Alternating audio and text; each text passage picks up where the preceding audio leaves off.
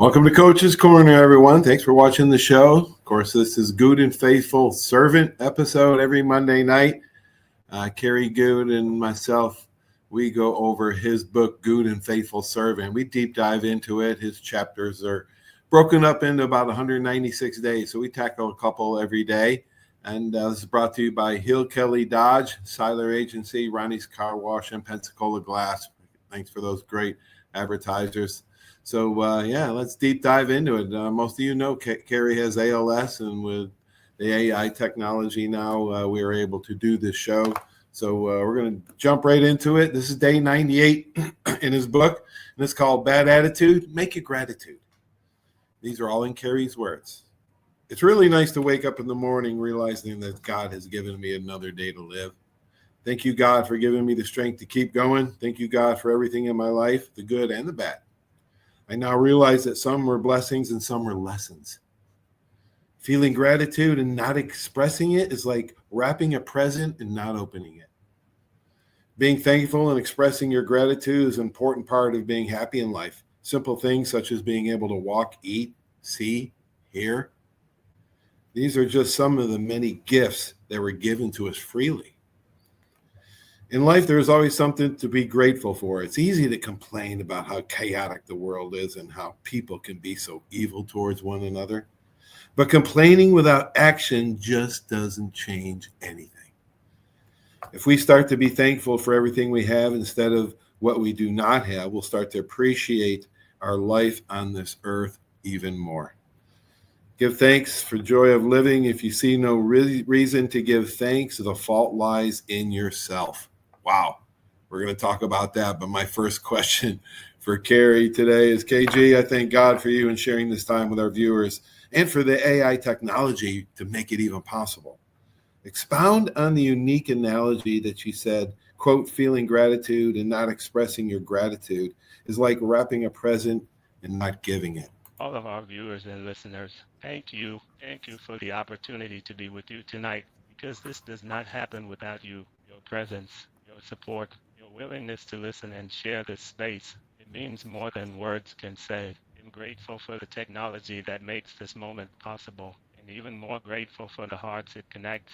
Now, Paul asked me to reflect on this beautiful analogy. Feeling gratitude and not expressing it is like wrapping a present and not giving it. And let me tell you, that hit home. Gratitude is a gift, not just to the one who receives it, but to the one who gives it. When we feel thankful and keep it locked inside, it's like holding a beautifully wrapped box, full of love, full of appreciation, and never letting anyone open it, never letting them know they mattered, never letting them feel seen. I've lived long enough to know that life is fragile. Moments pass, people leave, opportunities fade, but gratitude lingers. It heals, it uplifts, it reminds someone you made a difference. I've had days where I could not move, could not speak the way I used to, could not do the things I once took for granted, but I could still give thanks, and I could still express it, because gratitude isn't about perfection, it's about presence.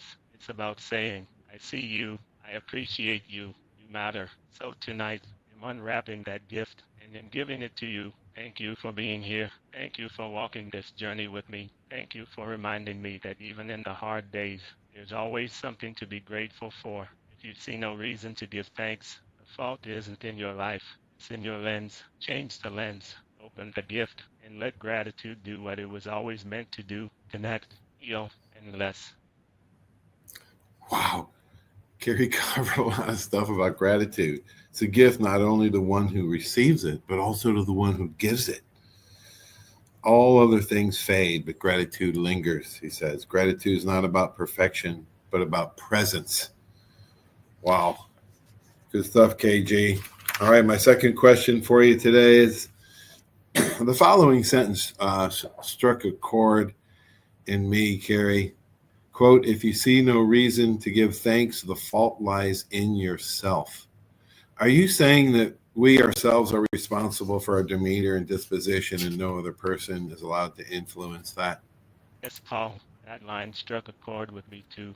If you see no reason to give thanks, the fault lies in yourself. And I do not say that to shame anybody. I say it to remind us of the power we carry inside.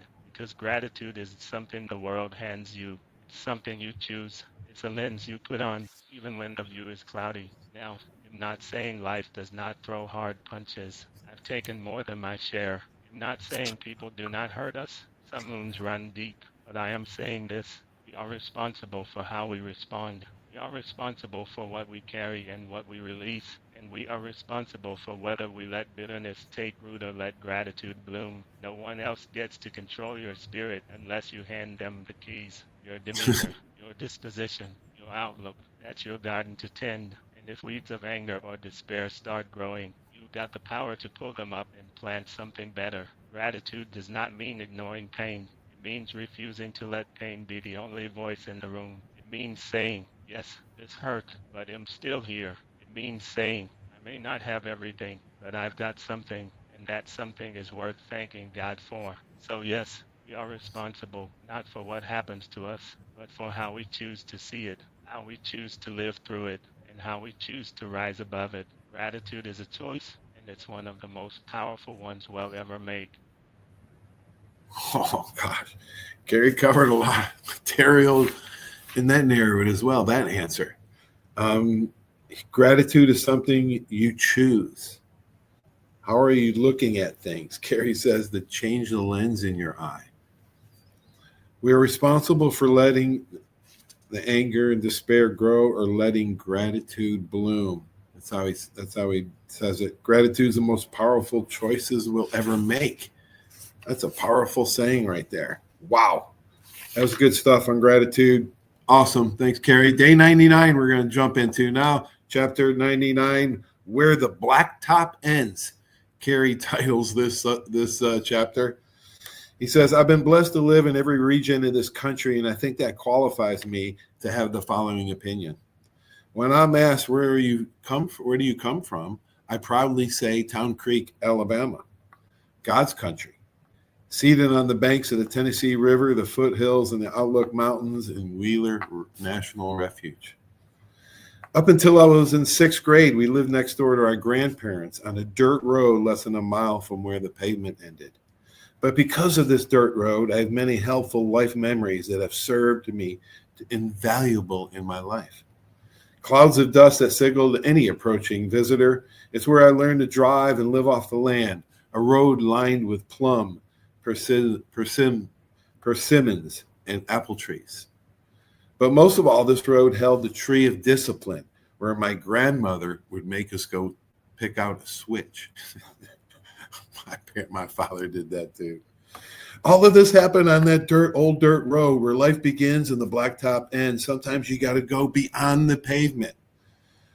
Of all the paths you take in life, make sure that a few of them are dirt paths. Wow, Kerry, question 3 for you, my friend. This chapter reminds me of when I took the dirt road to Tuscaloosa in August 1980. Being from upstate New York, I didn't know where Alabama was on the map. I didn't even know where Tuscaloosa was. I didn't know one person. I thought I'd landed 8 miles from the sun. It was so hot. I could not understand the dialect and was made fun of every time I opened my mouth. It was the best decision of my life. I played football for the greatest coach and program in the country.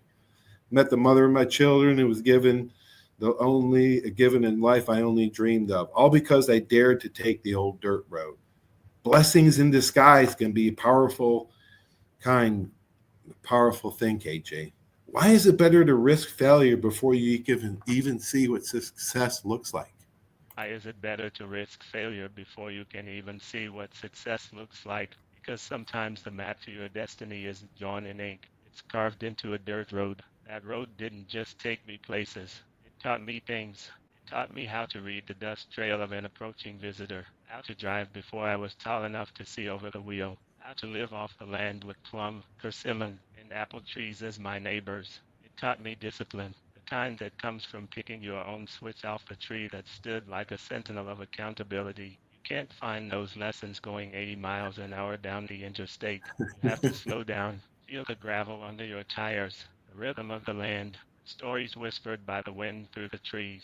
That dirt road gave me roots, and it gave me courage. So when I hear your story about Tuscaloosa in August of 1980, coming from upstate New York, not knowing a soul, not even knowing where Alabama was on the map, I see the same dirt road spirit. You didn't wait for comfort or clarity. You stepped into the heat, the dialect, the unknown. And what did you find? The greatest coach, the greatest program, the mother of your children, and the life that exceeded your dreams. That's why it's better to risk failure before you can see success. Because success does not always wave a flag or send an invitation. Sometimes it hides behind discomfort, behind unfamiliar voices, behind the fear of being misunderstood. But if you dare to take the dirt road, if you dare to go beyond the pavement, you just might find that the very thing you feared was the gateway to everything you were meant to become. Blessings in disguise. They're the powerful kind. And the dirt road, it's where life begins and the blacktop ends. Wow. Holy cow, Kerry. It's better to risk failure before you can even see success, he says. Success doesn't always wave a flag or send an invitation. Sometimes it hides behind that discomfort, behind the fear of being misunderstood. Man, you might find everything you feared, everything you dreamed of.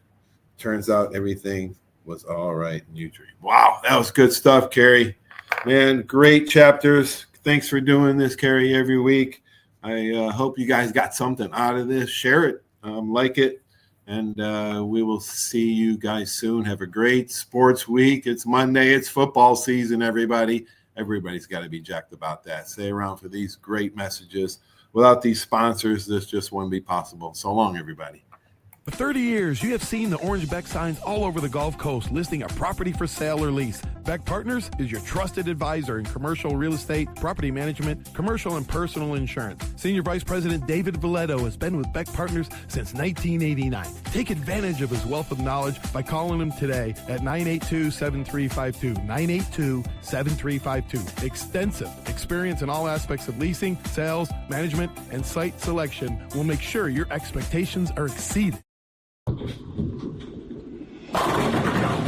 My name is Steve Reynolds. I'm the manager and owner of Cordova Lanes, and we help keep your mind out of the gutter.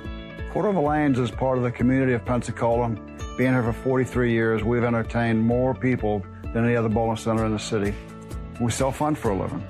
Cordova Lanes is located at 2111 Airport Boulevard in Pensacola, behind Cordova Mall. Come on out and see us at Cordova Lanes Bowling Center. Thank you.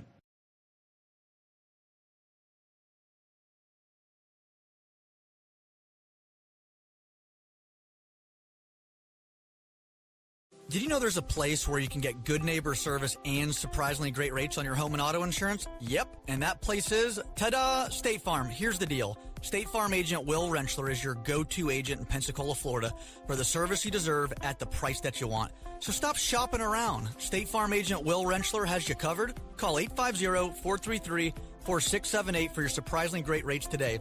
Like a good neighbor, State Farm is there. Legal disclaimer, individual premiums will vary by customer. All applicants subject to State Farm underwriting requirements.